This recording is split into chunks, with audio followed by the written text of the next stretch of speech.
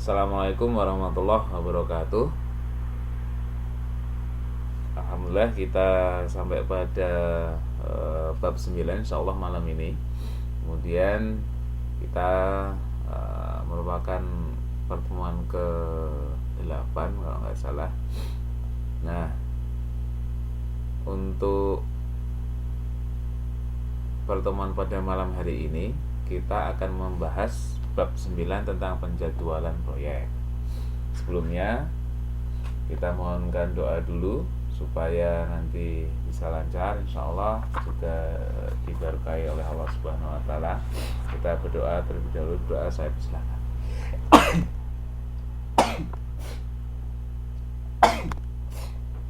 Alhamdulillah. Selesai, cukup.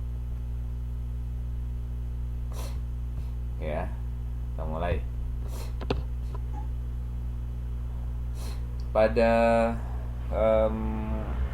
penjadwalan proyek ini kita akan mempelajari 4 kegiatan belajar. Yang pertama adalah penyusunan diagram jejaring, kemudian penyelesaian proyeknya itu, kemudian percepatan proyek jikalau kita menghendaki proyek itu dipercepat. Kemudian yang keempat terakhir adalah kendala proyek. Oke, kita akan bahas satu persatu. Sebelumnya, kenapa atau apa yang dinamakan proyek itu proyek? Nah, terkadang konotasinya negatif. Tetapi kalau kita lihat pada pengertian proyek yang sesungguhnya adalah aktivitas yang unik, kompleks, non-rutin yang dibatasi waktu, serta anggaran, sumber daya, spesifikasi kerja tertentu, dan mempunyai tujuan tertentu. Mengapa unik? Ya, karena pada umumnya tidak ada dua buah proyek mempunyai karakteristik yang sama. Misalkan proyek bangunan, mungkin satu kontraktor proyek bulan ini mengerjakan apartemen 3 lantai, kemudian bulan depan mengerjakan membangun taman, 3 bulan lagi mendapat proyek membangun masjid misalnya. Jadi ini aktivitasnya unik yang terkadang tidak mempunyai karakteristik yang sama persis. Kemudian kompleks karena di situ terdapat banyak aktivitas juga, kemudian antara satu aktivitas dengan yang lain itu terkait satu sama lain. Jadi tidak hanya aktivitas contoh yang tadi itu membangun suatu gedung. Di situ juga ada berbagai disiplin ilmu. Ada ilmu membangun rumahnya sendiri, kemudian jaringan listriknya, kemudian nanti di sana juga ada desain interiornya, kemudian nanti ada aktivitas yang lain, misalkan IMB kalau di Indonesia, izin mendirikan bangunannya. Jadi aktivitasnya kompleks, tidak melulu kalau dari disiplin ilmu, tidak hanya misalkan membangun bangunan itu kemudian hanya disiplin ilmu sipil, teknik sipil atau arsitekturnya, tetapi juga banyak yang berkaitan dengan kegiatan atau disiplin ilmu yang lain. Kemudian mengapa non rutin? Karena kegiatan ini bukan suatu kegiatan yang reguler, yang rutin setiap saat, setiap harinya dilaksanakan selama beberapa waktu tertentu. Tidak.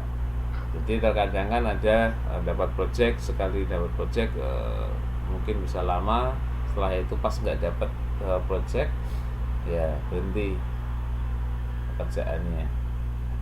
Jadi non rutin, beda dengan bekerja di suatu perusahaan, office, katakanlah misalkan di universitas atau di Pemda, yang mana dia sebagai karyawan ada pekerjaan rutin tiap hari dari jam sekian sampai jam sekian, pekerjaannya pun juga terkadang sama, itu saja.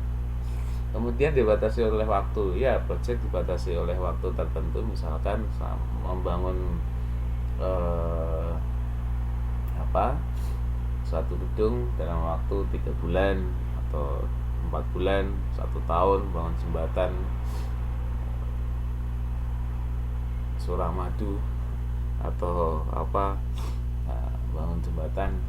Nah, itu dalam waktu tertentu. Nah, ini contohnya, kebetulan saya kali ini banyak mencontohkan di bidang sipil. Tidak hanya itu sebenarnya, tidak hanya dalam dunia bangun membangun, tetapi juga pekerjaan yang lain. Nah, pada pembicaraan atau pembahasan tentang proyek ini, nanti kita juga akan mengenal dalam konsep yang kita pelajari nanti, kita akan juga mengenal diagram jejaring atau diagram network, ya, network diagram, ya. Apa itu diagram jejaring atau network diagram ini? Ini adalah alat bantu untuk melihat kapan masing-masing pekerjaan di dalam suatu proyek dapat dimulai dan kapan pekerjaan tersebut dapat diselesaikan.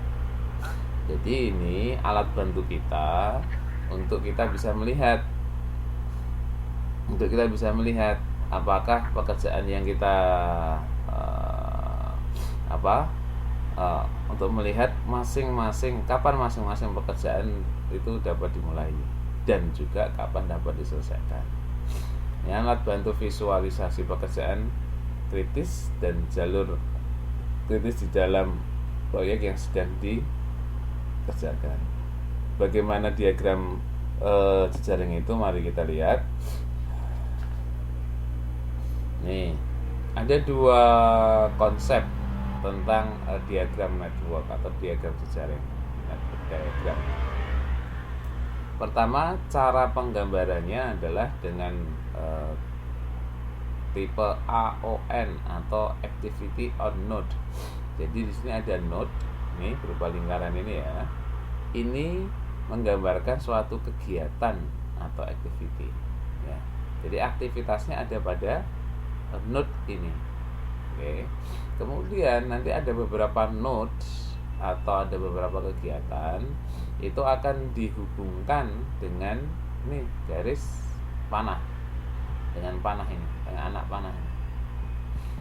Jadi dengan panah ini menjelaskan hubungan antara kegiatan, ya, hubungan antara kegiatan.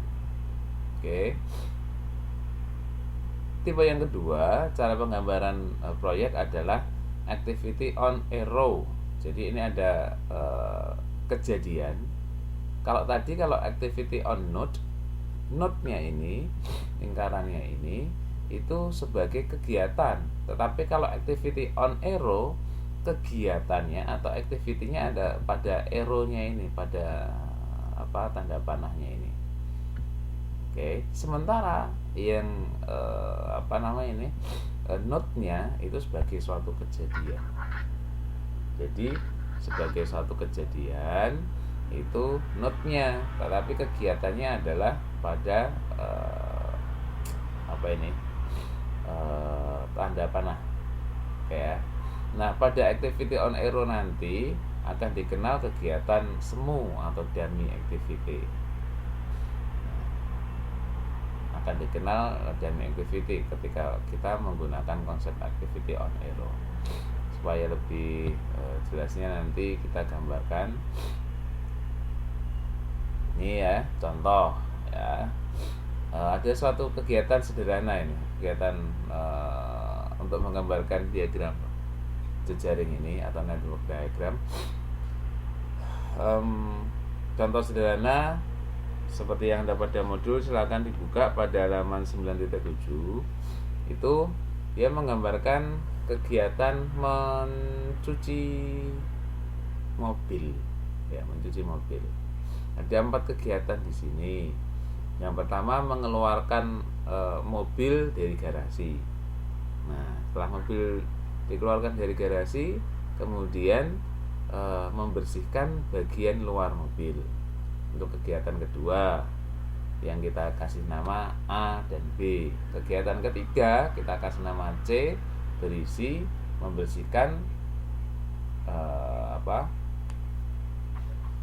bagian dalam bagian dalam mobil gitu ya, biar nggak rancu. Kemudian yang keempat, kegiatan D yaitu memasukkan mobil ke garasi. Nah, itu rangkaian kegiatannya ya. Kemudian ini ada waktu-waktunya dan ada keterangan di sini predecessor. Predecessor itu apa? Predecessor ini adalah kegiatan atau pekerjaan yang mendahului suatu kegiatan tertentu. Seperti ini, membersihkan bagian luar mobil itu sebelumnya ada kegiatan lain atau enggak? Kalau enggak ada, maka dia enggak mempunyai predecessor. Tapi kalau ada, membersihkan bagian luar mobil, ada kegiatan yang mendahului sebelumnya, nah maka dia punya predecessor. Apa? Misalkan mengeluarkan mobil dari garasi. Jadi membersihkan mobil ini tidak bisa dilakukan sebelum mengeluarkan mobil dari garasi. Harus mengeluarkan mobil dulu, baru kemudian membersihkan. Ini rangkaian kegiatannya seperti ini, diketahuinya seperti ini, given seperti ini. Nah, seandainya kita tentukan bahwa kegiatan B itu punya predecessor atau kegiatan yang mendahului adalah A, kemudian C juga yang mendahului adalah A ini, kemudian D memasukkan mobil ke garasi apabila sudah dibersihkan bagian luar maupun bagian dalam mobil, maka D ini predecessornya adalah B dan C, gitu ya.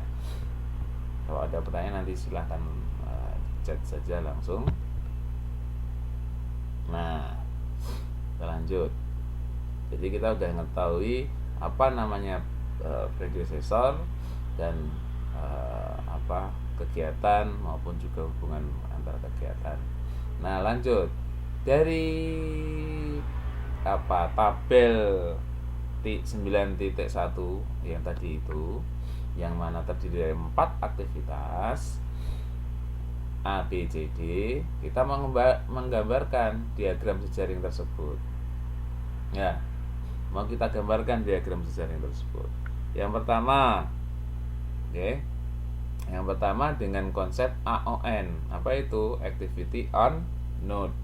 Jadi aktivitasnya itu pada node-nya di sini. Maka di sini adalah ada node yang berisi aktivitas A selama tadi waktunya adalah 5 menit.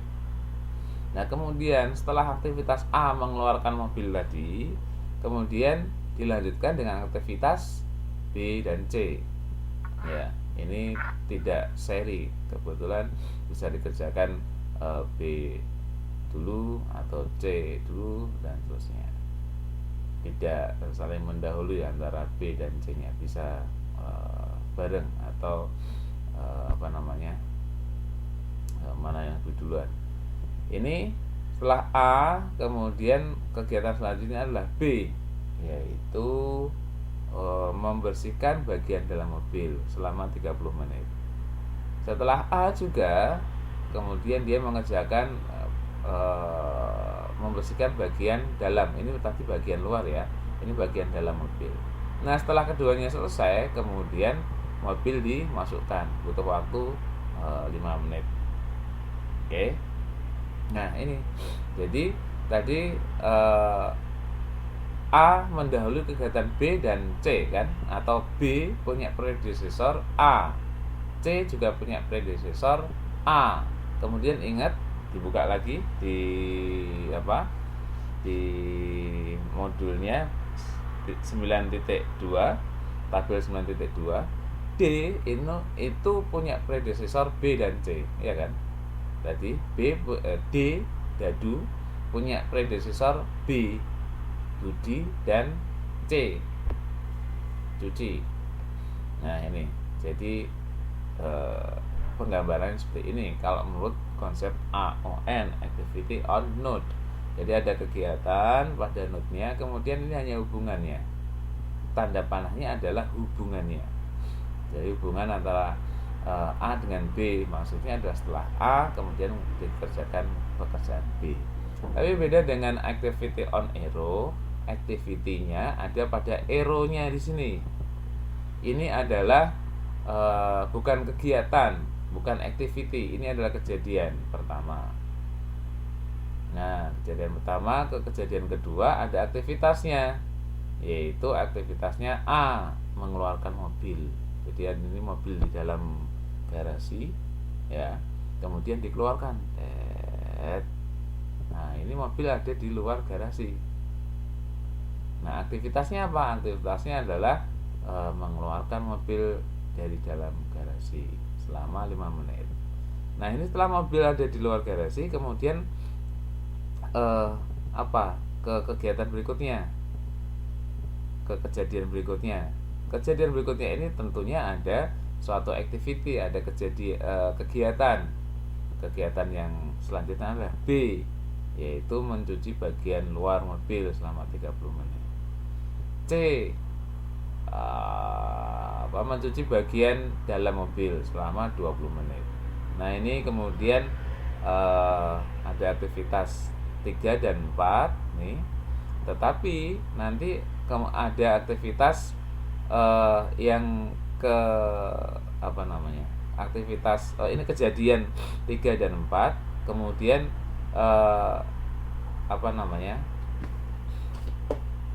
untuk menuju ke kejadian 5 butuh aktivitas yang keempat, aktivitas yang D ini.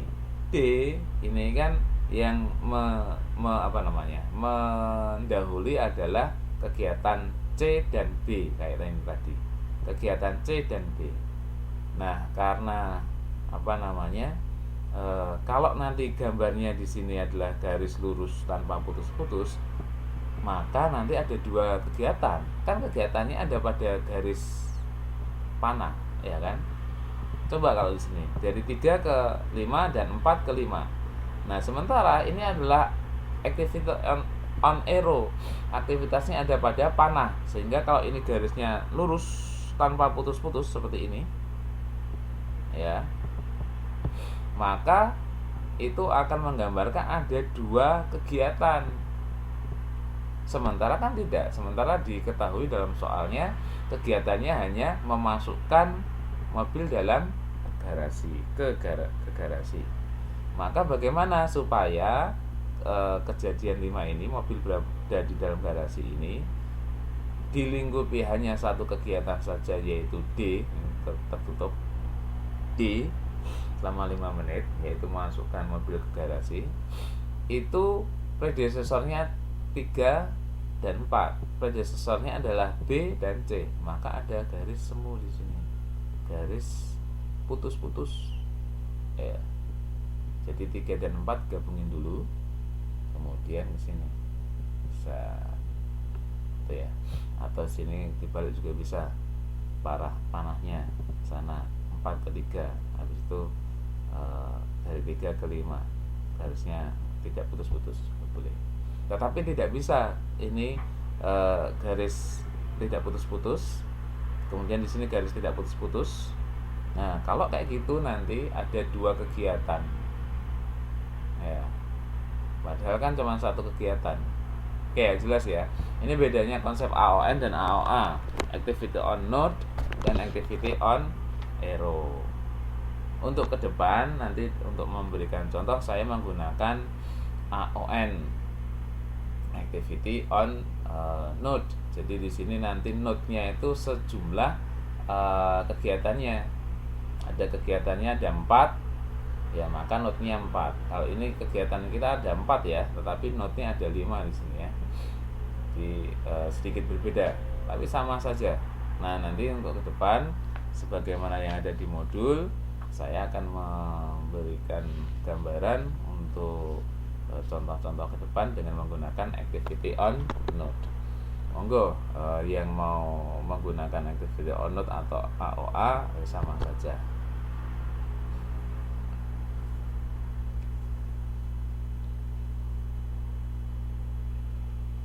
Oke, lanjut ya.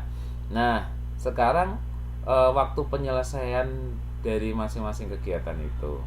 kita bisa membagi atau waktu penyelesaian itu menjadi beberapa kondisi yang berbeda-beda. Yang pertama adalah waktu penyelesaian optimis atau kita singkat O. Apa itu? Yaitu waktu yang diperkirakan cukup untuk menyelesaikan suatu pekerjaan dalam kondisi ideal. Jadi dalam kondisi ideal waktunya untuk mengerjakan tadi mengeluarkan mobil dari garasi kita yakin bisa dalam waktu 5 menit misalnya. Nah nanti kejadiannya yang paling sering berapa menit? Oh ternyata cuma 2 menit atau 7 menit karena sambil manasi mobilnya sebelum dikeluarkan misalkan seperti itu. Nah waktu penyelesaian optimis ini adalah sekali lagi waktu yang diperkirakan cukup untuk menyelesaikan sebuah pekerjaan activity dalam kondisi yang ideal. Nah ternyata kan seringkali waktu ideal itu beda dengan kejadian realnya.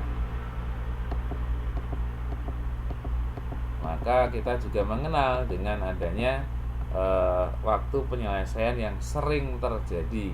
Waktu penyelesaian sering terjadi. Ya, waktu penyelesaian sering terjadi. Yaitu apa maksudnya? Jadi pada kondisi normal pekerjaan tersebut seringkali selesai dalam berapa lama. Kemudian waktu penyelesaian pesimis ini waktu yang diperlukan menyelesaikan dengan kondisi yang mungkin sangat buruk, sehingga dalam kondisi yang buruk nanti waktu penyelesaiannya berapa lama gitu ya. Kemudian berapa waktu penyelesaiannya, ada pendekatannya, yaitu sama dengan waktu optimis ditambah dengan 4 kali waktu yang paling sering terjadi, kemudian ditambah dengan P waktu pesimis, ditambahkan semuanya, kemudian dibagi dengan 6 ya, 4 tambah 1 tambah 1 sampai dengan 6 ya. Jadi waktu penyelesaian adalah waktu optimis ditambahkan 4 kali S waktu yang sering terjadi, ditambahkan dengan P dibagi dengan 6. Oke.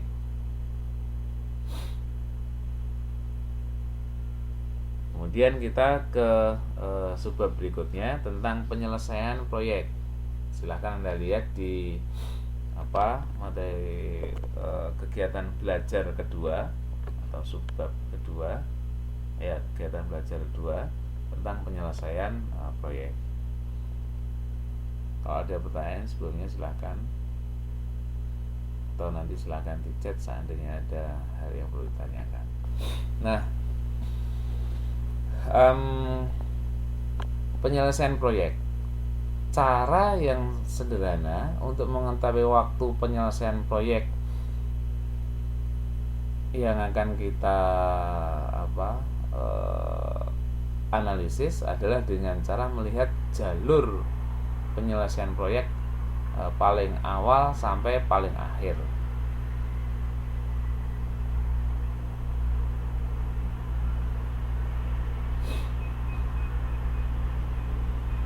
Itu kalau jejaringnya berdasarkan AON.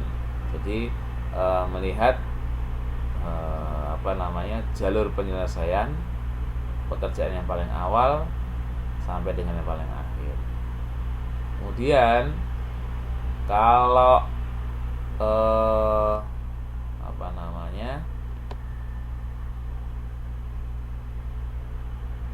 berdasarkan AOA, melihat jalur yang menghubungkan, tadi kan arrow-nya kan menghubungkan kejadian paling awal sampai kejadian paling akhir. Jadi kalau yang AOA ini menghubungkan kegiatan atau kejadian paling awal sampai kejadian paling akhir, sementara kalau yang AON ini melihat kejadian atau pekerjaan kegiatan atau pekerjaan dari awal paling akhir. Nah, nanti ketika kita menghitung waktu penyelesaian proyek itu, kita akan mengenal beberapa istilah, dan ini menjadi langkah-langkah dalam perhitungan. Yang pertama adalah earliest start, saya singkat dengan ES, waktu yang paling awal untuk bisa dimulainya suatu pekerjaan. Earliest start, start paling awal berapa, di waktu berapa, menit ke berapa atau hari ke berapa. Kemudian earliest finish, waktu yang paling awal untuk bisa diselesaikan sebuah pekerjaan. Jadi finishnya paling awal berapa. Latest start, LS, waktu paling akhir untuk bisa dimulai suatu pekerjaan. Kemudian yang terakhir latest finish, waktu yang paling akhir untuk bisa diselesaikan sebuah pekerjaan.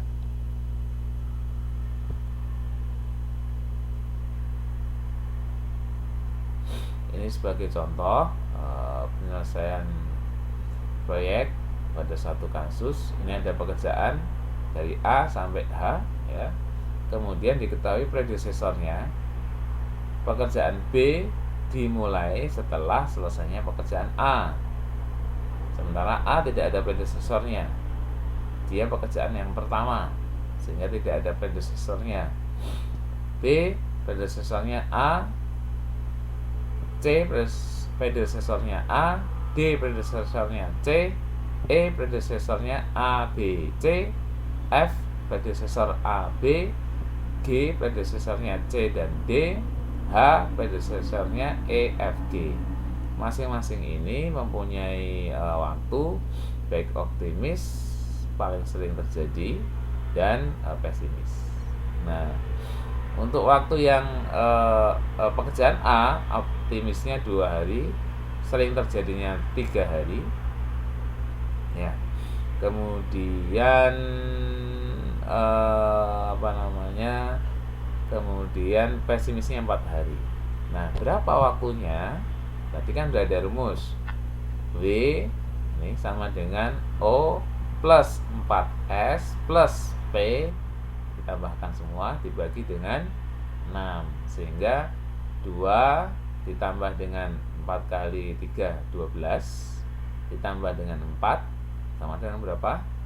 2 tambah 12, 14 tambah 4, 18, dibagi dengan 6, ketemunya 3 hari. Kayak gitu ya. Sama ini misalkan nih 2 ditambah 4 kali 4, 16, ditambah dengan 6, 16 tambah 6 berapa?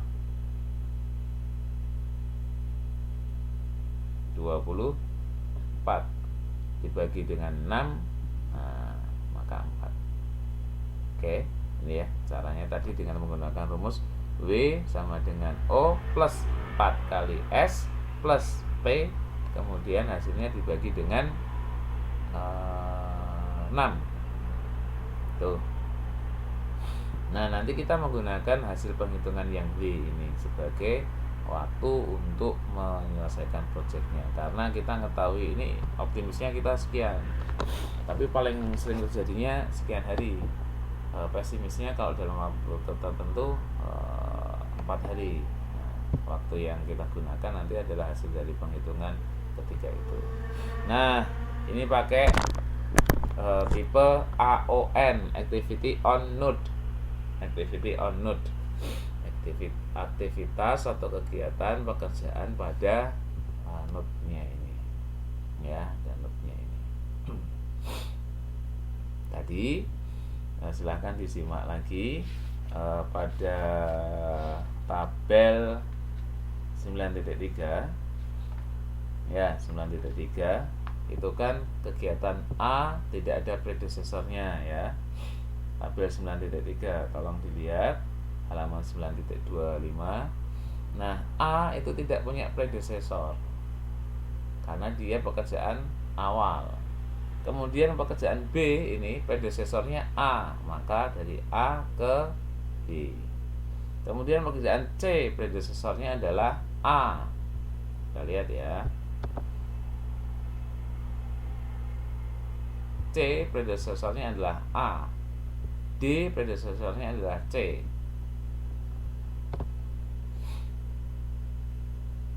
C predesesornya adalah A. Jadi A panahnya ke C.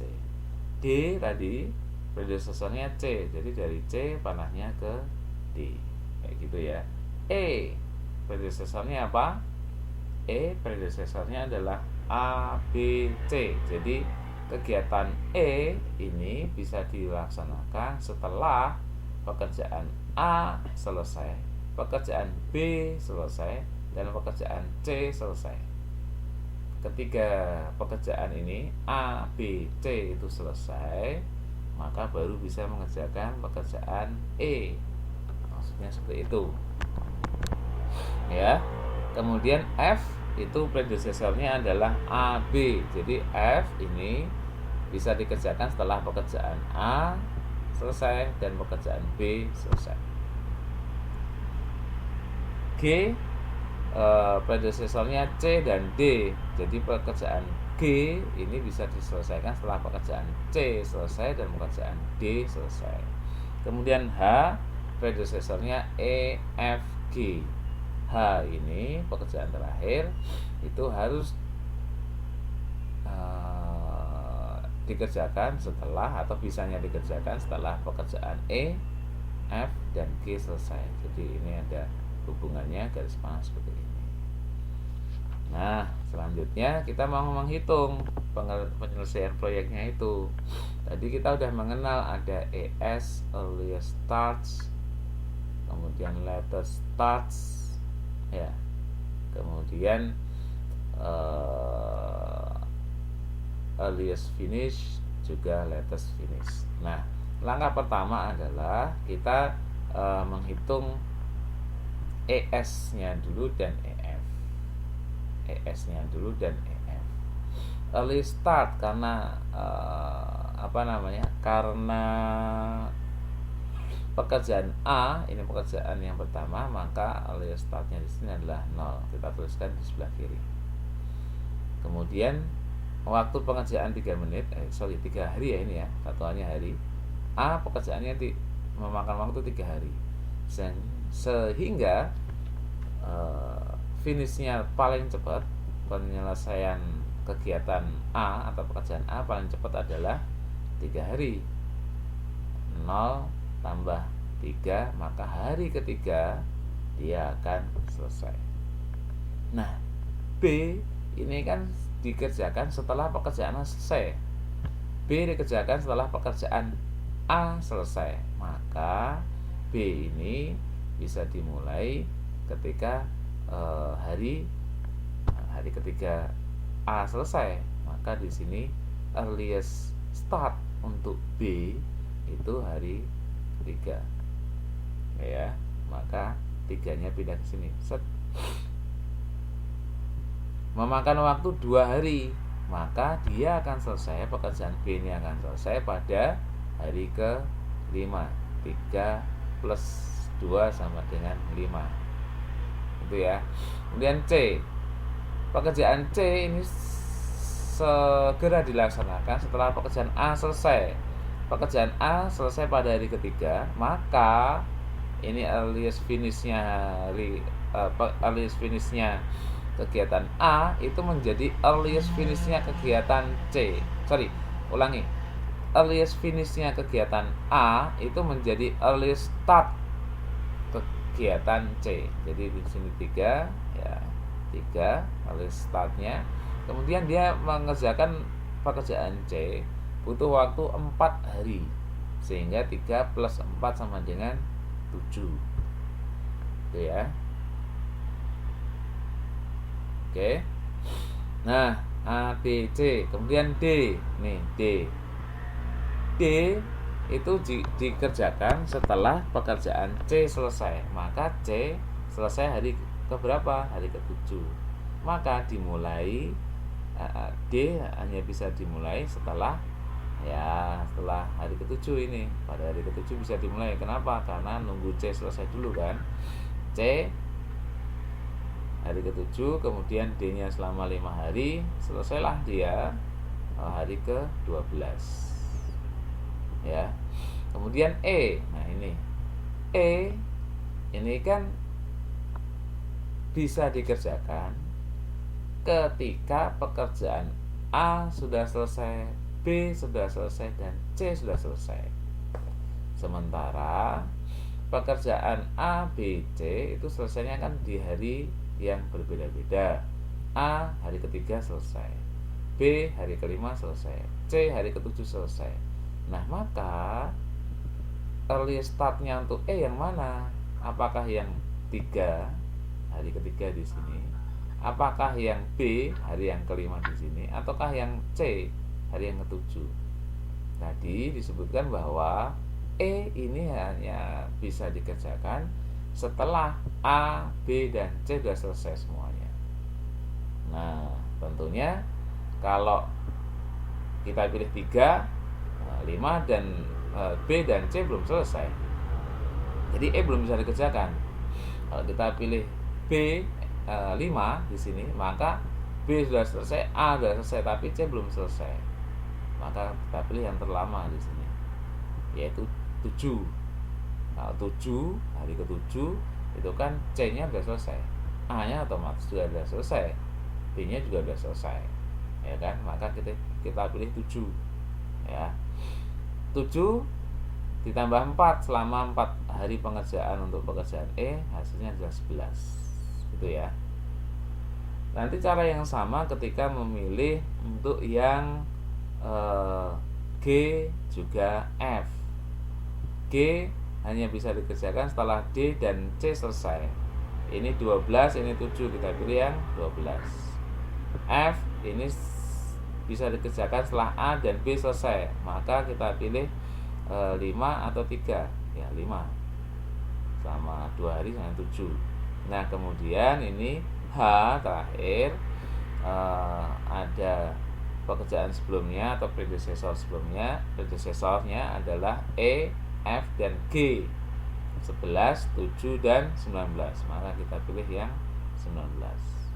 19 tambah 4 tambah 23. Jadi jalur yang paling lama ini atau jalur kritis ini totalnya waktunya adalah 23 hari.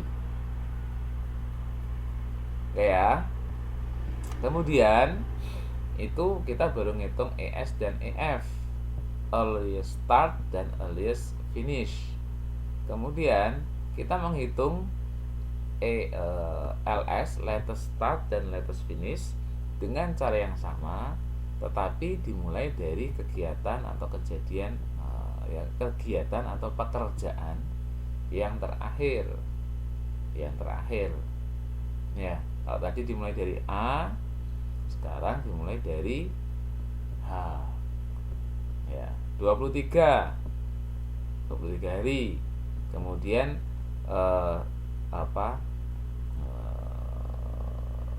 latest finishnya atau pekerjaan ini selesai paling lambat kan 23 hari.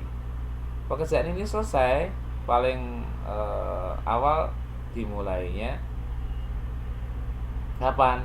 Hari ke 23 kurangi 4, 19. Ya. 23 kurangi 4, 19 di sini. Oke.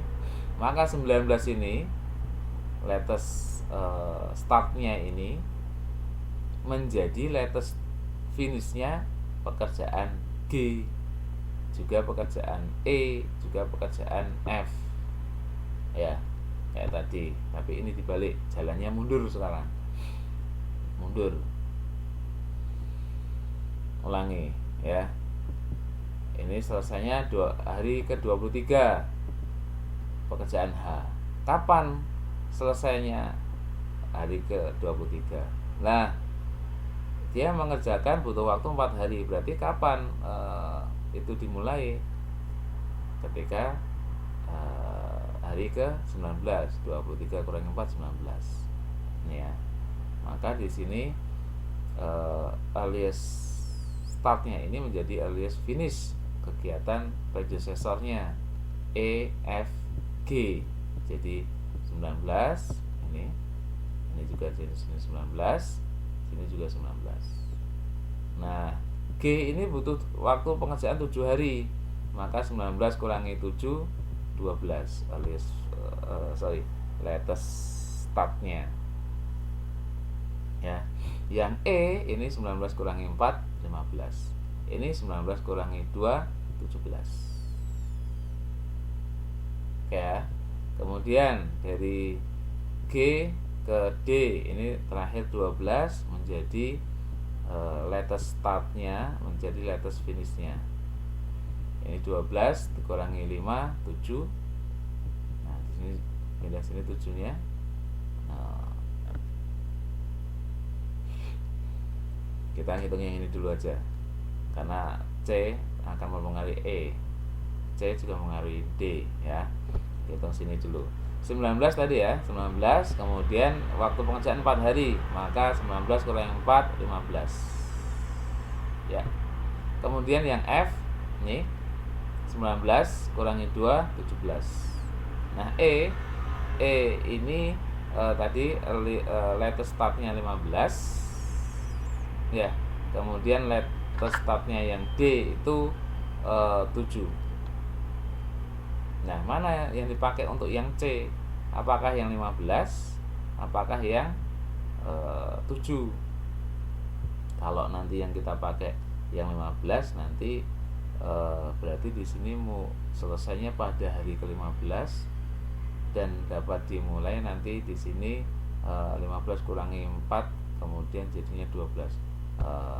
Waktunya nunggunya terlalu lama. Maka kita yang pakai yang paling kecil di sini. Paling kecil, jadi 7 yang dipakai. 7. Bukan yang 15. C kan mengalir D dan E. Ada 15 di sini latest startnya dan ada 7 latest start. Kita pakai yang mana? Kita pakai yang 7. 7 kurangi 4 3. Nah, kemudian kita jangan hitung yang A dulu. Kita ngitung yang lain ini. Karena A mempengaruhi C, E, dan B juga kan. Maka sini tadi sudah 15. Kita tunggu yang B ini. F ini dipengaruhi B dan A atau predecesornya adalah B dan A. 19 kurangi 2 17. Ya kan? Maka B-nya di sini adalah berapa? Di sini B itu menjadi predecessor bagi E dan F. Di sini ada 17, di sini ada 15. Kita pilih yang 15, waktunya lebih singkat.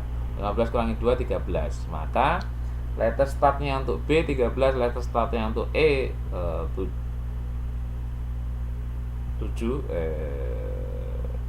15 ya. Latest startnya B 13, latest startnya E 15, latest startnya C 3. Maka kita pilih yang 3. Oke.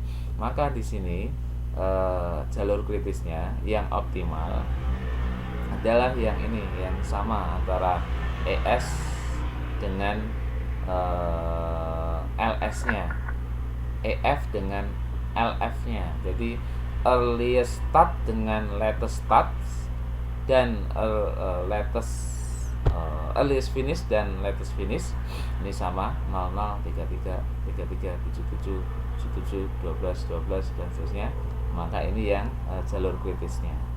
Kalau yang ini nanti bukan merupakan jalur kritisnya. Gampangannya melihat dari tabel dari bagan atau diagram seperti itu.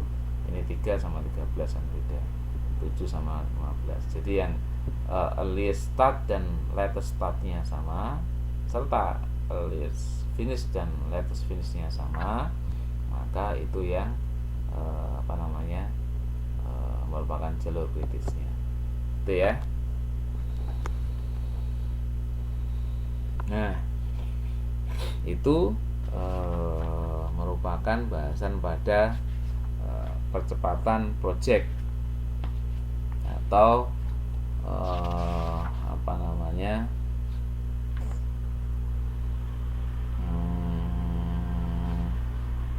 pada bab kegiatan penyelesaian proyek pada kegiatan belajar 3. Kalau ada pertanyaan silakan.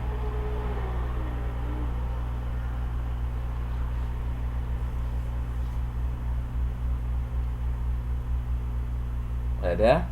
Lanjut ke kegiatan belajar ketiga. Kegiatan belajar ketiga yaitu percepatan proyek.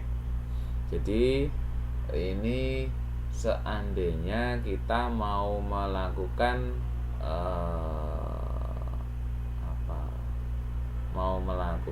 kegiatan yang mana proyeknya itu dipercepat, apakah mungkin kemudian kita melakukan percepatan proyek gitu ya, kita pelajari.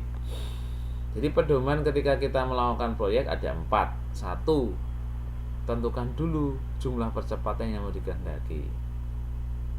Misalkan dari 23 hari kasusnya yang tadi menjadi 20 hari, berarti percepatannya sebanyak 3 hari. Dari 100 hari menjadi 90 hari, berarti percepatannya sebanyak 10 hari. 2, identifikasikan pekerjaan di dalam jalur kritis. Tadi kan kita sudah mengetahui jalur kritisnya A, C, terus D, kemudian apa? G, kemudian H ya, kalau nggak salah ingat tadi. Oke, nah identifikasikan. Ya, setelah kita ketahui, kemudian identifikasi semua biaya persatuan waktu dari semua pekerjaan di jalur kritis itu. Jadi kita identifikasi biayanya itu berapa persatuan waktu dari semua pekerjaan yang ada di jalur kritis. Kemudian yang keempat, perhatikan apakah pekerjaan yang di jalur kritis tadi masih tetap kritis, masih tetap menjadi jalur kritis setelah dilakukan percepatan pekerjaan atau tidak. Kalau masih tetap menjadi jalur kritis setelah dilakukan percepatan, ya maka kita bisa bisa melakukan percepatan tersebut.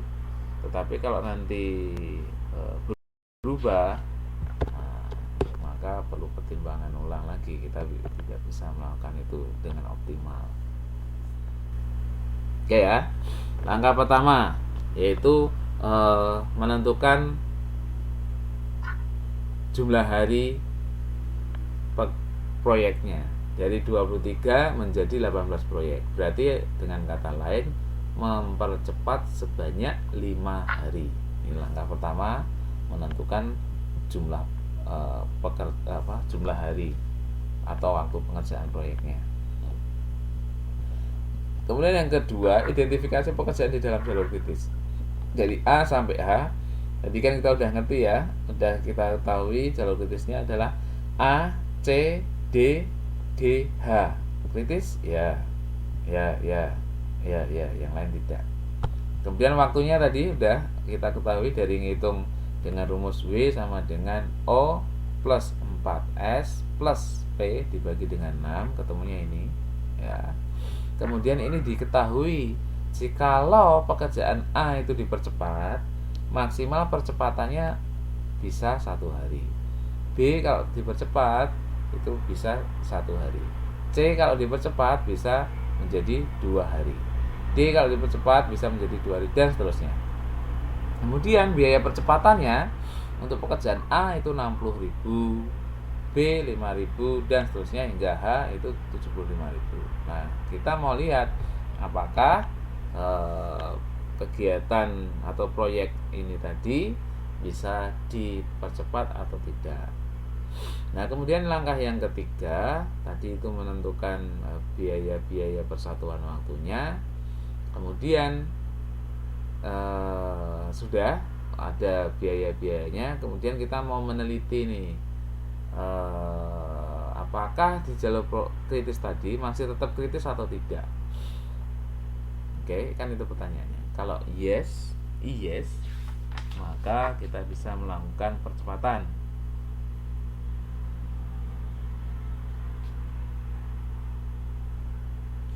Dalam artian, jikalau pekerjaan semula adalah pekerjaan kritis, kemudian pekerjaan dalam jalur kritis tadi itu dilakukan percepatan menjadi pekerjaan yang bukan kritis, maka hal ini menunjukkan bahwa percepatan pekerjaan tidak sepenuhnya berdampak pada percepatan penyelesaian proyek.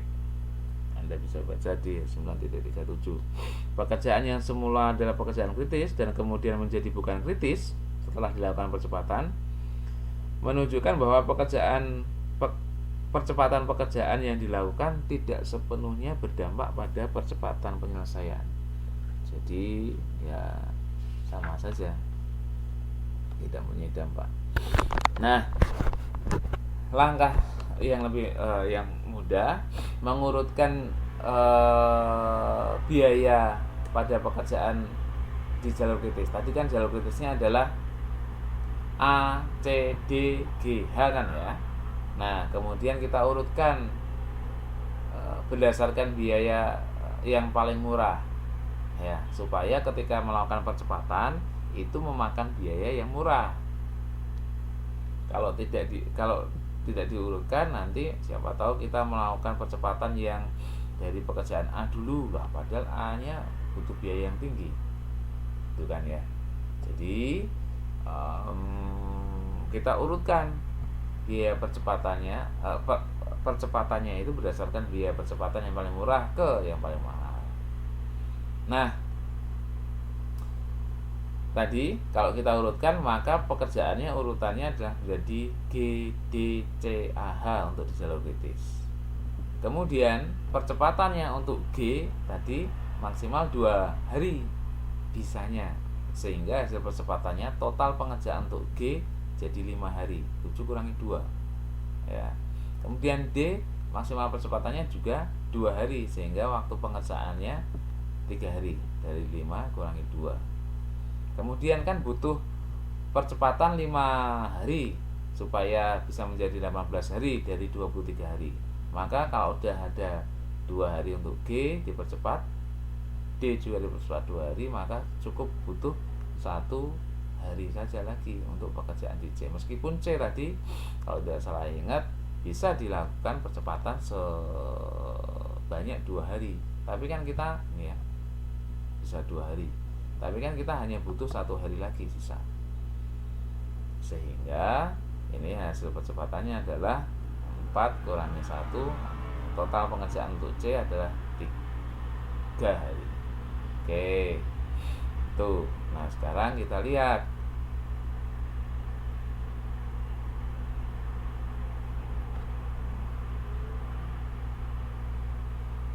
apakah tadi hasilnya adalah G dipercepat jadi 5 hari. Terus sebentar, apa saja tadi, G jadi 5 hari, GDC yang diubah jadi 533 ya, jadi 533. Oke. Nah, ini G jadi 5 hari, awalnya 7 hari. D jadi 3 hari, awalnya 5 hari. C awalnya 4 hari, jadi 3 hari. Kemudian hitung lagi kayak tadi itu. Apakah jalur ini masih tetap kritis atau enggak? Ya, kita hitung secara cepat. A mulainya 0, 3 di sini. Kemudian lari jadi 3 di sini, 3 plus 3 jadi 6. D-nya 6 plus 3 9. Jadi 9 di sini 9 plus 4 plus 5 14. 14 plus 4 18. Cara yang sama juga ya, ini 3 jadi 3 di sini tambah 2 5. Kemudian 5 plus 2 7. Nah, nunggu di sini. Kita yang pakai 14 18 kurangi 4 14 14 kurangi 5 9, 9 kurangi 3 6, 6 kurangi 3 3, 3 kurangi 3 0. Jadi ini masih tetap jalur kritis, sementara yang lain tidak. Nah, kalau begitu dengan percepatan yang tak ada, jadi ini bisa benar-benar mempengaruhi memang percepatan tersebut, sehingga kita bisa melihat bahwa percepatan pada jalur kritis itu dimungkinkan, satu. Kemudian yang kedua, kita bisa hitung total biaya total biaya percepatannya tadi, ya, total biaya percepatannya tadi berapa, bisa kita hitung. GDC ya yang dipercepat berarti 10.000 tambah 25.000, 35 tambah 45 berarti 80.000. Tuh. Kemudian yang keempat, sebab yang keempat adalah kendala sumber daya.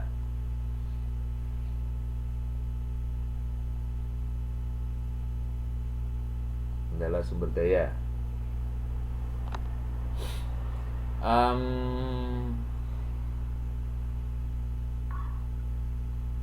Ada dua kendala dalam penyelesaian proyek. Pertama adalah kendala teknis, kemudian yang kedua kendala sumber daya. Ya, kendala teknis ini berkaitan dengan teknis operasionalnya. Misalkan kalau di modul itu dicontohkan ketika mau membangun suatu gedung, melakukan fondasi dulu, ternyata di situ ada permasalahan, mungkin lahannya, tanahnya, berbatuan, atau tanahnya labil, atau tanahnya bagaimana, sehingga ada kendala dalam melakukan penanaman fondasi, contohnya seperti itu. Jadi kendala ketika kita mau melakukan operasi. Jadi ketika kita melakukan proses produksinya, itu ada kendala di situ. Ada kendala teknis operasional. Kemudian yang kedua, kendala sumber daya. Sumber dayanya apa? Tenaga kerja, misalkan, atau sumber daya yang lain, mesin, bahan bakunya. Nah, kita bisa menyelesaikan itu dengan salah satu alat, yaitu namanya Gantt chart atau peta Gantt. Menemukan namanya Gantt. Oke, ini kebutuhan sumber daya dalam hal ini adalah hari. Hitung dengan hari.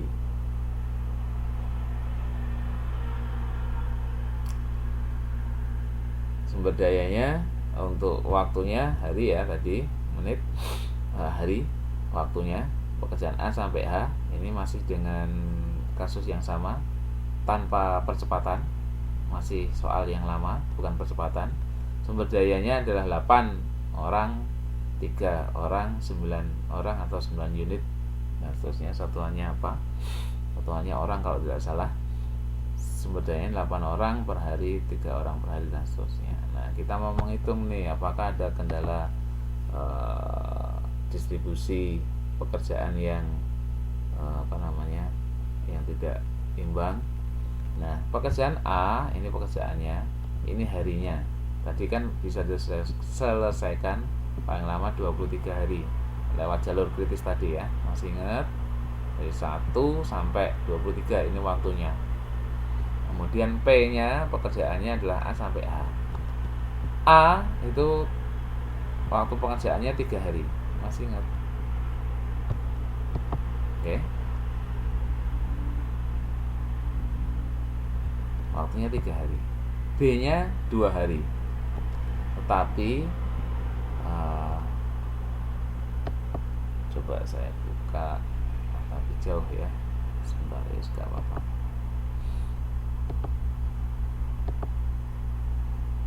Nah, ini B. Nah, ini B. Ini B yang sebelum dilakukan percepatan kan sama aja ini. Nah, B. B ini bisa dimulai setelah hari ketiga, ya, hari ketiga hingga ke-10, ya, hingga ke-10. Earliest startnya 3, latest startnya 8, kemudian earliest finishnya 5, dan latest finishnya adalah 5, ada 10.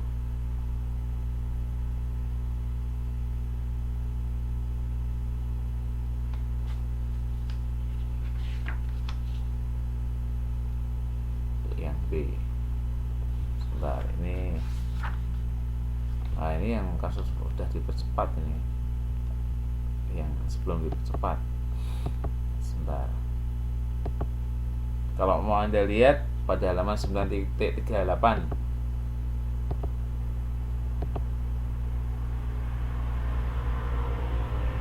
Nah, ini 15. Tuh, hilang.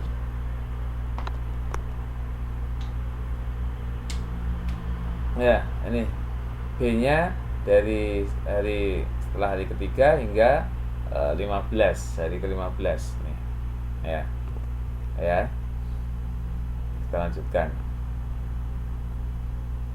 Jadi nanti itu menjadi slot perhitungannya. Atau Anda lihat 938 biar lebih enak. Tidak saya back ke belakang.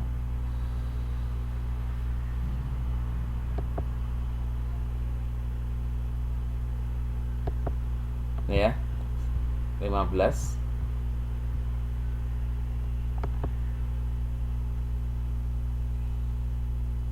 Gambar 98, ya, 9.8, benar Mbak Dewi Susanti, ya. Yang B itu kan latest finishnya 15, ya. Silakan dilihat supaya saya mundurnya nggak terlalu banyak, karena mundurnya tidak hanya 1 slide tapi tadi berapa, hampir 10 slide ya, 8 slidean, terlalu lama. Oke, nih B sumber dayanya 2 hari, sumber dayanya 3 orang dalam waktu 2 hari, ya. Kemudian silahkan dilihat gambar 9.8 halaman 9.35. Nah, waktu pengerjaannya 2 hari, ya. Ingat tadi waktu pengerjaannya 2 hari. Saya back ini sebentar karena cuma 1 slide. Nih, waktu pengerjaan 2 hari. Tetapi dia latest finishnya, lihat halaman 9.38. Latest finishnya itu hari ke-15. Nih. Ya, hari ke-15. Jadi dia ada rentang waktu pengerjaannya dari hari keempat setelah A selesai, kemudian kan hari keempat bisa dikerjakan hingga hari ke-15. Lihat gambar 9.8 di halaman 9.35, ya kan. Kemudian yang C itu waktu pengerjaannya berapa? 4 hari, nih ya, 4 hari. Kemudian latest finishnya berapa? Hari ke-7. Silakan lihat halaman 9.38, halaman 9.38.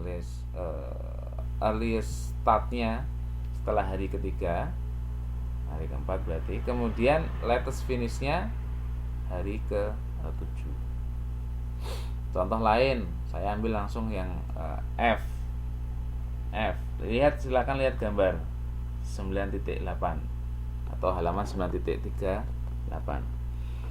F earliest startnya itu setelah hari kelima, ini berarti ya hari ke-6. Kemudian latest finishnya hari ke-19. Oke, gitu ya. Nah, kemudian silang-silang itu apa? Silang-silang ini waktu pengerjaannya. Ini A waktu pengerjaannya kan 3 hari, B tadi 2 hari, C tadi 4 hari, F berapa? Coba ya, ke belakang satu slide. F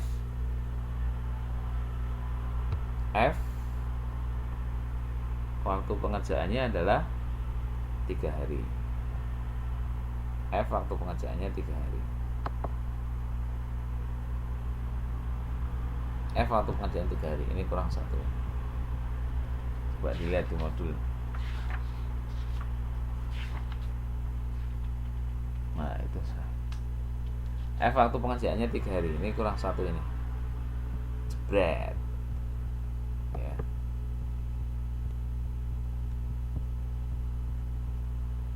Mana nih? Nih.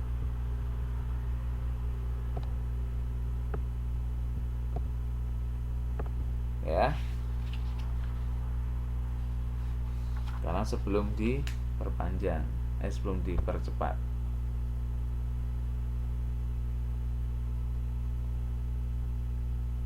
Oh, F waktu pengerjaan 2 hari ya.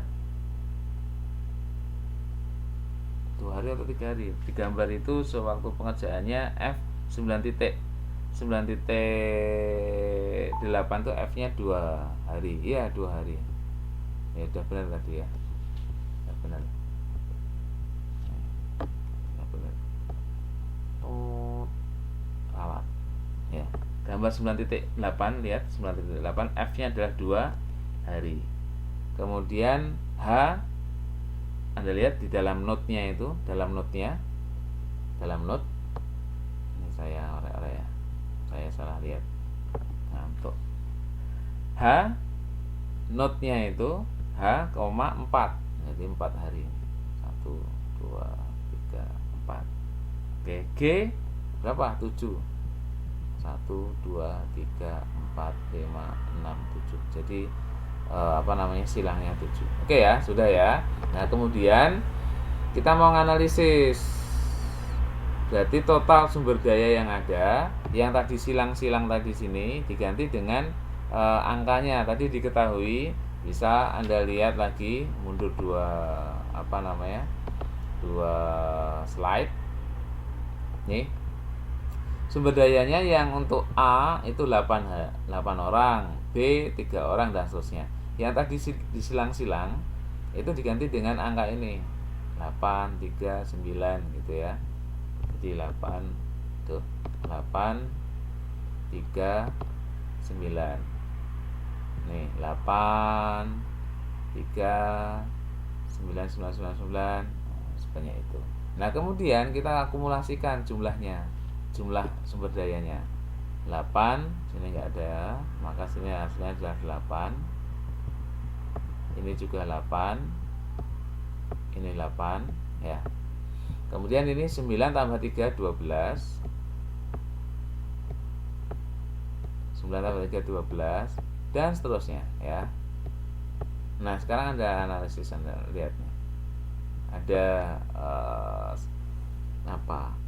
ketidakseimbangan pada alokasi sumber daya.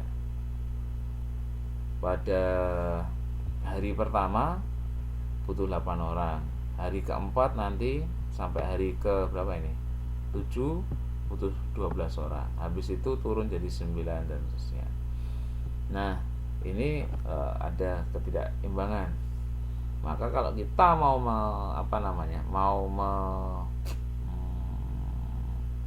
membuat itu lebih balance lagi, lebih imbang lagi, karena siapa tahu kita hanya punya, misal kita hanya punya 9 orang nih karyawan kita, tapi di sini butuh 12 orang, berarti kan kita kurang 3 orang.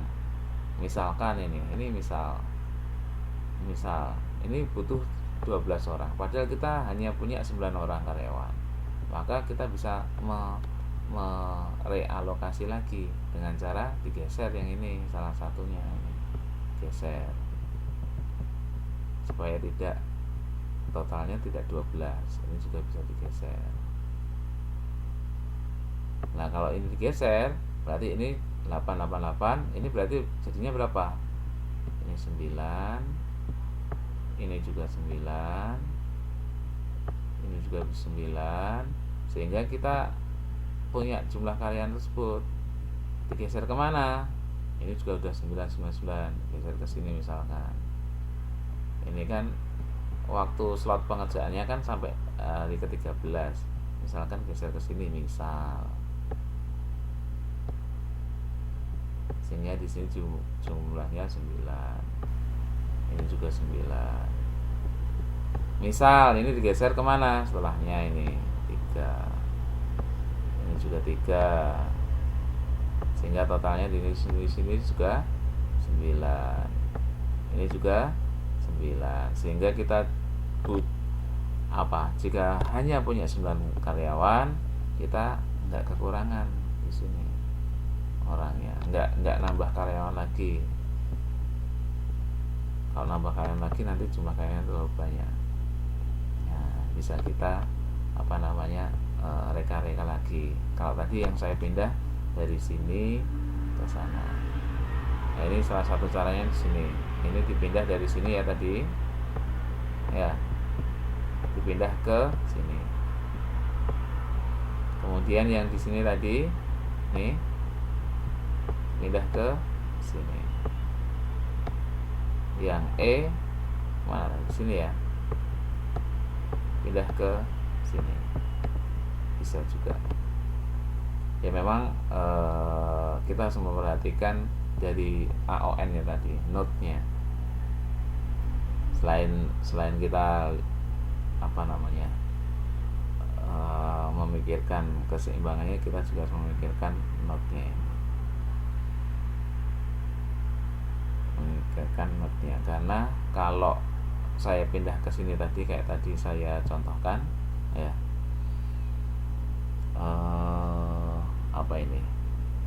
D ya, D butuh pekerjaan B selesai nggak ada pengaruh, nggak apa-apa. E-nya yang ada pengaruh, maka E-nya di sini.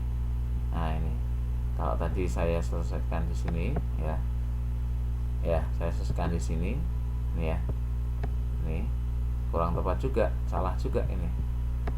Salahnya kenapa?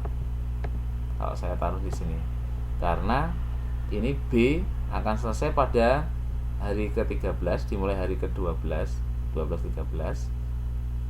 Nah, sementara E-nya sudah dimulai hari ke-8. Hari ke-8. Ya. Padahal E kalau Anda lihat itu hanya bisa dimulai setelah B selesai. Oke.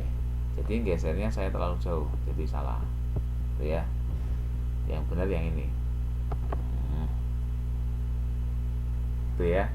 Jadi gesernya ini, B-nya udah selesai, kemudian ke E, kan gitu. Karena E dipengaruhi oleh, lihat gambar 9.8 tadi, E dipengaruhi atau predecessornya adalah C dan B. C-nya kan juga udah selesai. Jadi tetap kita harus memperhatikan urutan pekerjaannya. Itu ya. Kemudian F itu setelah B dan A. Ini setelah B dan A. F-nya, B-nya selesai, A-nya udah otomatis ya, karena pekerjaan pertama. Nah, ini sini ke F. Sementara yang lain kan nggak ada yang dipindah. Oke, begitu teman-teman sekalian. Jika ada kendala sumber daya, kita hanya punya 9 sumber daya manusia, tenaga kerja. Kemudian ada alokasi yang berlebih, bukan berlebih, ada kebutuhan yang lebih dari 9 tenaga kerja. Kemudian kita mau mengatasi kendala tersebut, kekurangan tenaga kerja, sehingga kita bisa menggeser-geser. Ini bisa berupa tenaga kerja, bisa juga mesinnya jumlah 8 dan seterusnya. Satuannya apa? Gitu ya. Kalau ada pertanyaan silahkan.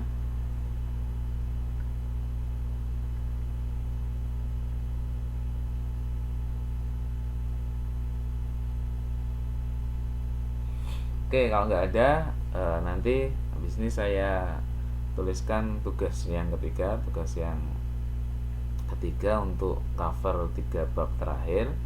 Kemudian kemarin pada waktu TTM belum saya rekam, nanti akan saya rekam ulang karena ada teman yang tidak hadir kan ya. Plus kemudian sekalian saya rekam di situ nanti JIT-nya, just in time-nya sekalian di situ. Ya. Jadi kemarin yang TTM belum saya rekam, nanti akan saya rekam ulang karena ada teman yang belum tidak hadir. Nah, nanti saya rekam TTM-nya juga JIT-nya, just in time-nya. Begitu ya. Kalau tidak ada pertanyaan, kita akhiri.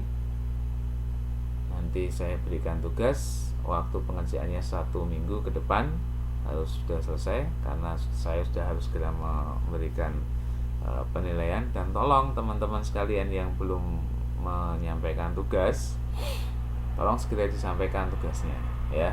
Jangan sampai tidak mengerjakan tugas, karena bahan saya untuk melakukan penilaian adalah ya tugas yang Anda buat dan juga kehadiran gitu. Oke. Komen, tanya, silakan Mbak Masihah.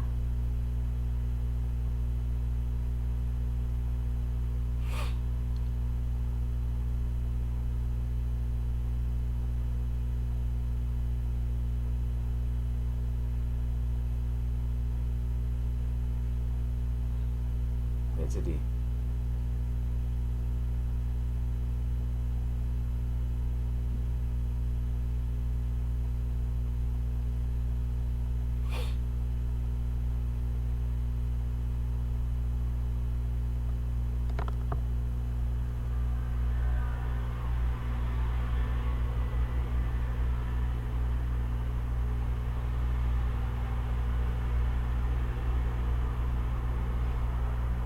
oke, insya Allah ya. Nanti saya share di grup untuk yang sudah mengerjakan tugas maupun yang belum, insya Allah. Terutama tugas 1-2 ya, sambil memberikan tugas yang ketiga nanti habis ini, insya Allah habis TTM online yang ke-8 ini gitu. Insya Allah nanti saya rekam ulang TTM yang kemarin 5 April karena kemarin gagal rekam, juga materi JIT yang bab 7. Begitu nggih. Kita akhiri dengan doa. Alhamdulillah bersama-sama. Alhamdulillahirabbil alamin. Billahi fi sabilil haq. Astagfirullah khairat. Assalamualaikum warahmatullahi wabarakatuh.